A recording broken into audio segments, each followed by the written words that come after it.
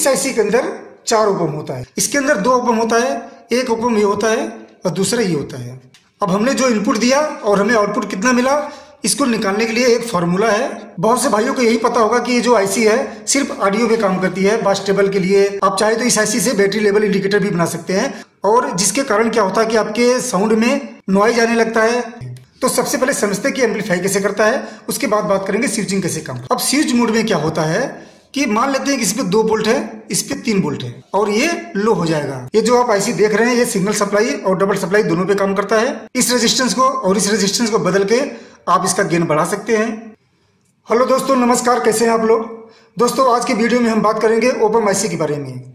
दोस्तों ओपम आईसी कितने प्रकार की होती है और ये आईसी कैसे काम करता है, इस आईसी पर क्या क्या सर्किट आप बना सकते हैं, इसका इनपुट कौन सा है, आउटपुट कौन सा है, कितने वोल्ट पे काम करता है, इस आईसी के बारे में सारी जानकारी आपको मिलने वाली है। दोस्तों वीडियो स्टार्ट करने से पहले अगर आपने मेरा चैनल सब्सक्राइब नहीं किया है तो प्लीज़ मेरे वीडियो को लाइक करें और मेरे चैनल को सब्सक्राइब करिए, जिससे मैं जो भी इलेक्ट्रॉनिक्स का वीडियो बनाऊं वो आपके पास सबसे पहले पहुंचे। तो आइए दोस्तों वीडियो स्टार्ट करते हैं।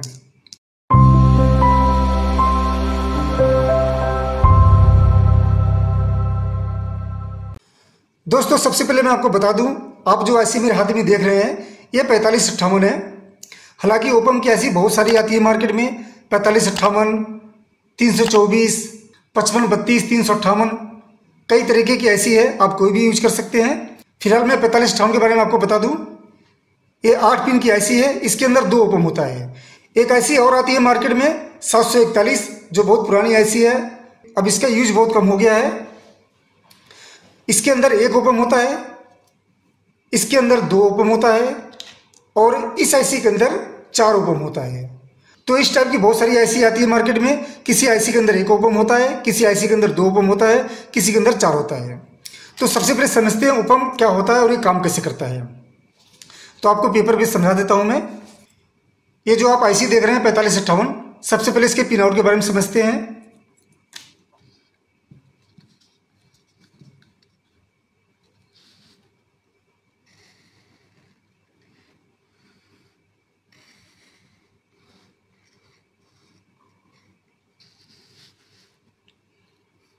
आठ पिन की आईसी है, एक साइड में 4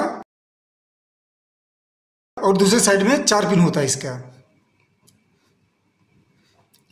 इसका जो ब्लॉक डायग्राम होता है कुछ इस प्रकार होता है।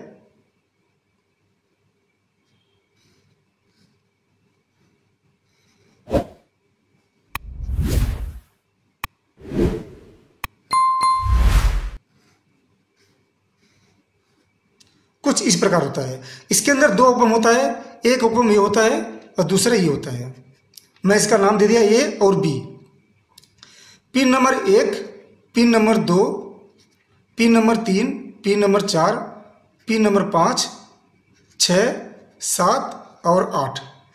जिस भाई को ये नहीं पता है कि आईसी के पिन की काउंटिंग कैसे करते हैं, मैं उनको बता दूं। आईसी अपने सामने रख लेंगे इस प्रकार से, जैसे कि मैं अपने पास ले रखा हूं ये, ठीक है। ये जो कट वाला पॉइंट है ये ऊपर होना चाहिए और इस आईसी को एंटी क्लॉकवाइज काउंटिंग करना है। 1 2 3 4 5 6 7 8, ऐसे ही कोई भी आईसी हो आपको एंटी क्लॉकवाइज काउंटिंग करना है, ठीक है। पिन नंबर 1 होता है इसका output, pin number 2 input, pin number 3 भी इनपुट होता है, पिन नंबर 5 ये भी इनपुट होता है, पिन नंबर 6 ये भी इनपुट है, पिन नंबर 7 आउटपुट। अब जो 4 और 8 है ये इसका पावर है। 4 नंबर पे माइनस वोल्टेज देते हैं और 8 नंबर पर प्लस वोल्टेज। आप चाहे तो स्क्रीनशॉट ले सकते हैं। अब आप देख रहे हैं कि हर ओपम पर 2 इनपुट है और 1 आउटपुट है। ये इसलिए होता है कि एक नॉन इन्वर्टिंग इनपुट है और एक इन्वर्टिंग इनपुट है।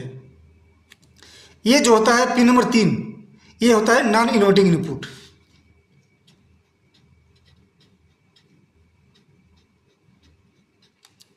और ये इन्वर्टिंग इनपुट। ठीक ऐसे ही इस साइड जो 5वां पिन है, पिन नंबर 5, ये भी होता है नॉन इन्वर्टिंग इनपुट, ठीक है। अब आप देख रहे हैं इस आईसी के अंदर 2 ओपम बना हुआ है। अगर मैं ये आईसी लेता हूं 324 या 339 तो इसके अंदर 4 ओपम होता है। 4558, मैं भी ये जो बात कर रहा हूँ 4558 की बात कर रहा हूँ। मैं यहाँ पर नंबर लिख दे रहा हूँ 4558। इस आईसी के बदले 4558 जो होता है इसका सब्सिट्यूट भी बहुत है मार्केट में। 4558 की जगह आप जो आईसी लगा सकते हैं वो है, पहला 4558, दूसरा 5532, तीसरा 358। बहुत सी आईसियाँ हैं, TL062, TL082, कई प्रकार की आईसी है जो सेम पिन आउट होता है और सेम सर्किट पे काम करता है। ये जो आप आईसी देख रहे हैं ये है डबल ओपम, इसमें 2 ओपम होता है। और 324 और 339 ये जो होता है क्वाड होता है, यानी कि इसके अंदर 4 ओपम होता है।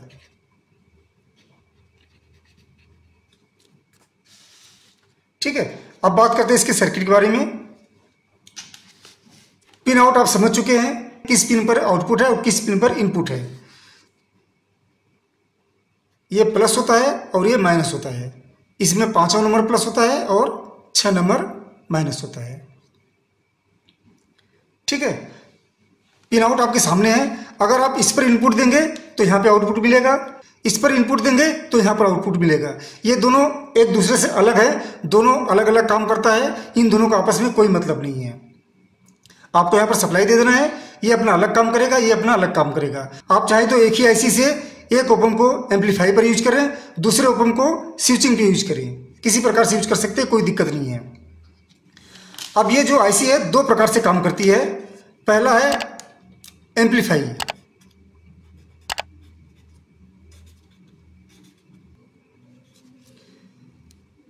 ये आईसी 2 प्रकार से काम करती है, पहला एम्पलीफाई और दूसरा स्विच मोड।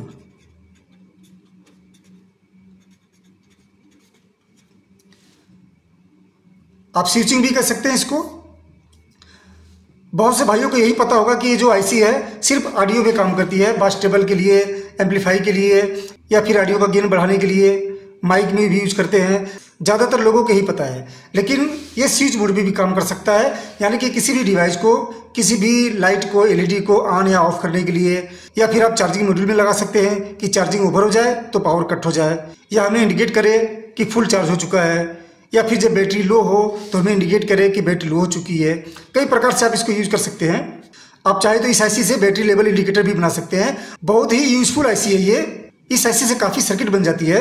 अगर आप इस आईसी को अच्छी तरह समझ लेते हैं तो आप इस आईसी पे बहुत सारा सर्किट बना सकते हैं। धीरे धीरे मैं आपको सब कुछ समझाऊंगा। जैसे कि आपको बता दिया पिन आउट के बारे में, और ये आईसी 2 प्रकार से काम करती है, एम्पलीफाई, स्विचिंग। एक बात मैं आपको और बता दूं दोस्तों, जब भी इस आईसी का डिजाइन करें आप लोग तो सप्लाई का बहुत बेहद ध्यान रखना होता है। इस आईसी का सप्लाई जितना बेहतरीन बनाएंगे, जितना अच्छा बनाएंगे, आपको आउटपुट उतना ही अच्छा मिलेगा। कुछ डिजाइनर लोग क्या करते हैं कि इसका डिजाइन सही नहीं बनाते, और जिसके कारण क्या होता है कि आपके साउंड में नॉइज आने लगता है, डिस्टर्ब होने लगता है और हमिंग भी आने लगता है। तो इसके सप्लाई पे बहुत ज़्यादा ध्यान रखना होता है। ध्यान रखने वाली बात क्या होती है मैं आपको बता दूं।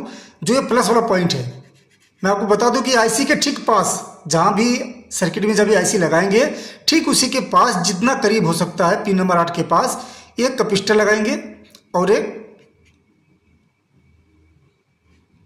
एक पीएफ लगाएंगे। ये कैपेसिटर और पीएफ लगाकर ग्राउंड कर देंगे। ठीक वैसे ही पिन नंबर 4 पे भी आपको करना है। पिन नंबर 4 पे भी बिल्कुल आईसी के पास एक कैपेसिटर लगाना है, इससे ग्राउंड कर देना है, और एक पीएफ लगाकर भी इसको ग्राउंड कर देना है। ये आईसी के जितना पास होगा ये आईसी उतना अच्छा परफॉर्म करेगी। अब हम समझते हैं इस आईसी से हम क्या क्या सर्किट बना सकते हैं। तो सबसे पहले समझते हैं कि एम्पलीफाई कैसे करता है, उसके बाद बात करेंगे स्विचिंग कैसे काम करता है। एक छोटा सा सर्किट मैं आपको बताता हूं जिससे आपको समझने में आसानी हो। ये ओपम है,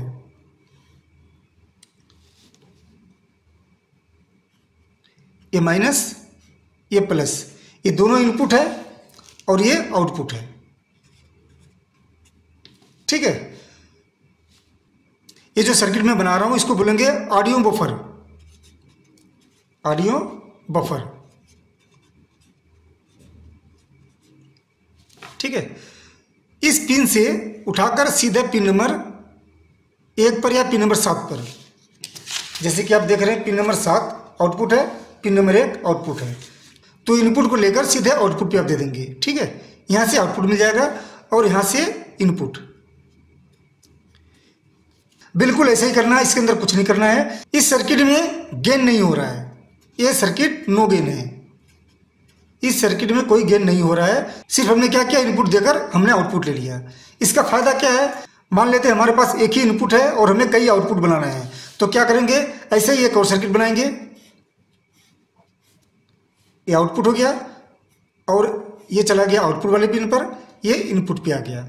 ये दोनों इनपुट एक साथ हो गया और आउटपुट यहाँ पर हो गया, यानी कि एक इनपुट हो गया और दो आउटपुट, आउटपुट 2 और आउटपुट 1। इसी प्रकार से आप बनाकर आप जितना आउटपुट देना चाहे दे सकते हैं, एक आउटपुट, दो आउटपुट, तीन आउटपुट, जितना चाहे दे सकते हैं। इससे क्या होगा कि आपके जो इनपुट का स्ट्रेंथ है वो कम नहीं होगा। दोस्तों अब आपको एक ऐसी सर्किट बताता हूँ जो ऑडियो बफर तो है प्लस साथ में गेन भी है, यानी कि इस सर्किट को हम बोलेंगे audio buffer with gain. Audio buffer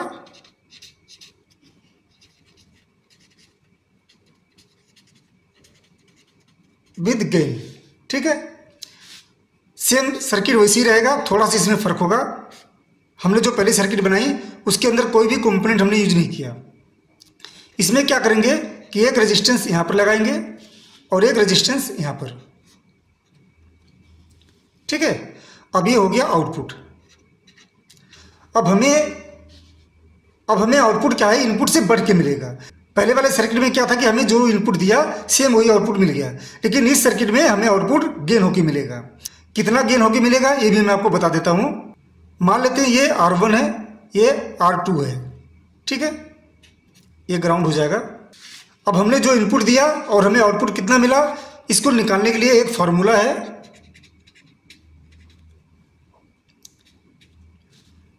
1 plus R1 upon R2, ठीक है। यह फार्मूला है। इस फार्मूले के तरीके से आप बता सकते हैं कि हमने कितना इनपुट दिया और कितना आउटपुट हमें मिल रहा है। अब मान लेते हैं कि जो R1 है ये 22 के है और R2 क्या है, 10 के है, ये हमने मान लिया, ठीक है। अब इसको सॉल्व करके आपको दिखाऊंगा कि हमें कितना आउटपुट मिल रहा है। फार्मूला क्या है, 1 प्लस R1 अपॉन R2।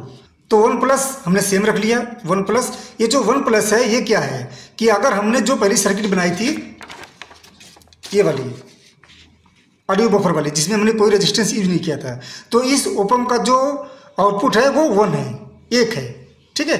इसीलिए 1 हमेशा रहेगा, इसलिए जो 1 है ये हमेशा 1 रहेगा यहाँ पर। तो 1 प्लस R1 क्या है, 22 के, R1 की जगह हम रख लेंगे 22। R2 क्या है, 10 के है, 10 के की जगह हम रख लेंगे 10। यहाँ पर 10 लिखा है, ये 10 के है, ठीक है। R1 क्या है, 22 के है, तो हमने 22 रख लिया। R2 क्या है, 10 के है, तो हमने 10 रख लिया। अब हम इसको अगर सॉल्व करेंगे तो 1 प्लस 2.2 होगा। अब इसको सॉल्व करेंगे तो क्या आंसर आ जाएगा, 3.2। यानी कि जो हमने इनपुट दिया, मान लेते हैं इनपुट हमने 1 दिया, तो यहाँ पर हमें मिलेगा 3.2, हमें आउटपुट क्या मिल गया, 3.2, ठीक है। इसी प्रकार से आप निकाल सकते हैं कि ओपन पे हम क्या इनपुट देंगे और क्या आउटपुट हमें मिलता है। ये आउटपुट निकालने का फॉर्मूला है। इस फार्मूले को आप ना भूलें, आप चाहे तो स्क्रीनशॉट ले सकते हैं। इसी तरीके से आप सॉल्व करके आप बता सकते हैं कि हमने कितना इनपुट दिया और हमें आउटपुट कितना मिल रहा है, ठीक है। ये ऑडियो बफर था विद गेन। अब हम समझते हैं कि इस सर्किट पे स्विच मोड कैसे काम करता है। मान लेते हैं कि ये हमारा ओपन है,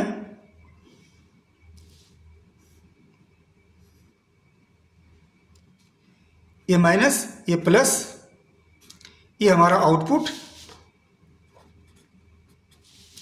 ठीक है। अब स्विच मोड में क्या होता है कि मान लेते हैं कि इस पे 2 वोल्ट है, इस पे 3 वोल्ट है। इन दोनों पिन में से यानी कि पिन नंबर 2 और पिन नंबर 3, इन दोनों में से जिस पिन पर ज़्यादा वोल्टेज होगा आउटपुट वही मिलेगा। यानी कि पिन नंबर 2 पे 2 वोल्ट है, पिन नंबर 3 पर 3 वोल्ट है, तो ज़्यादा किसका है, प्लस का है। तो यहाँ पर हमें जो आउटपुट मिलेगा प्लस में मिलेगा और ये हाई हो जाएगा।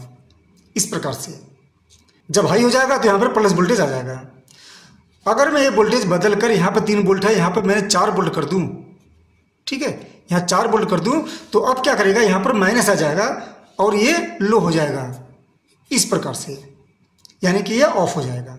स्विच मोड का काम करने का यही तरीका है। एक तरीके से आप और समझ सकते हैं, जैसे कि मैंने आपको इस ग्राफ में बताया था कि ये नॉन इन्वर्टिंग इनपुट है और ये इन्वर्टिंग इनपुट है। कहने का मतलब इस पर जो भी सिग्नल आएगा, इन्वर्टिंग का मतलब होता है इन्वर्ट करना, जो भी सिग्नल आएगा उसको इन्वर्ट करके यहाँ पर आउटपुट दे देगा। यानी कि इस पर प्लस आएगा, तो ये माइनस दे देगा, और इस पर माइनस आएगा तो ये प्लस दे देगा। इस पर जो भी सप्लाई आएगा ये उसका अपोजिट इन्वर्ट करके यहाँ पे आउटपुट दे देगा।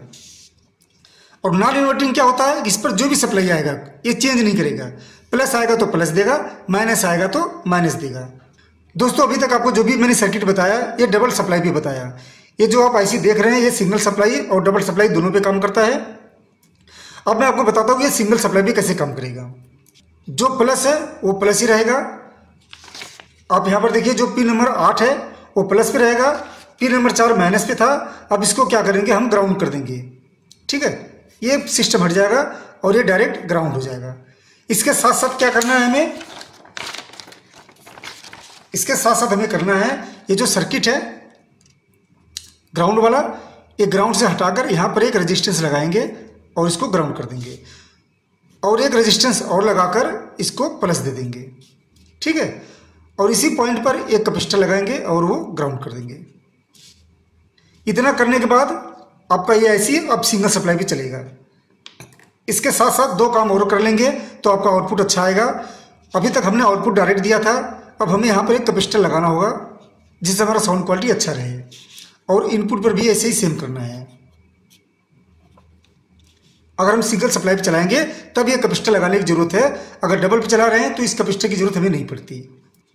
इस रेजिस्टेंस को और इस रेजिस्टेंस को बदल के आप इसका गेन बढ़ा सकते हैं, जितना आउटपुट चाहिए आपको उतना आउटपुट मिल जाएगा। और दोस्तों एक बात मैं आपको बताना भूल गया, ये आईसी का जो वर्किंग है, इनपुट वोल्टेज जिसको चाहिए 4.5 वोल्ट से लेकर 15 वोल्ट तक। ठीक है दोस्तों, आज की वीडियो में बस इतना ही। नमस्कार।